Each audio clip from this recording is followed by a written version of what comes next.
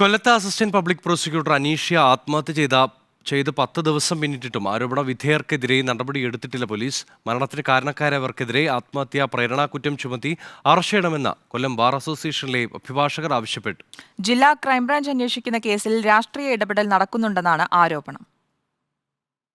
കൊല്ലം പരവൂർ കോടതിയിലെ assistant public prosecutor അനീഷയുടെ ആത്മഹത്യ സഹപ്രവർത്തകന്റെയും മേലുദ്യോഗസ്ഥന്റെയും മാനസിക പീഡനം കാരണമാണെന്ന് പറഞ്ഞ് അനീഷ സുഹൃത്തുക്കൾക്കയച്ച വാട്സാപ്പ് സന്ദേശം, 19 പേജുള്ള ആത്മഹത്യാക്കുറിപ്പ് ഇവ എല്ലാം ഉണ്ടായിട്ടും അന്വേഷണ സംഘം ഇതുവരെ ആരോപണ വിധേയർക്കെതിരെ നടപടി സ്വീകരിച്ചില്ല.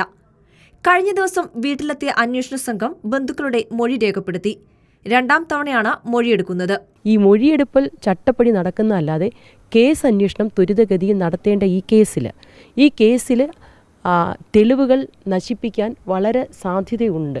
പ്രത്യേകിച്ചും ആദ്യഘട്ടത്തിൽ അന്വേഷണം മന്ദഗതിയിലാകുന്ന സമയത്ത് കുറ്റാരോപിതർ തെളിവ് നശിപ്പിക്കാനുള്ള സാധ്യതകൾ വളരെ കൂടി നിൽക്കെ അവർക്കതിനുള്ള അവസരം ഒരുക്കി കൊടുക്കുകയാണോ പോലീസ് ചെയ്യുന്നതെന്ന് എനിക്ക് അറിയാൻ വയ്യ. അങ്ങേയറ്റം പ്രതിഷേധാർഹമാണ്. അഡ്വക്കേറ്റ് അനീഷയുടെ മരണത്തിന് ഉത്തരവാദികളായവരെ കണ്ടുപിടിക്കുവാൻ സമഗ്ര അന്വേഷണം ആവശ്യമാണ്.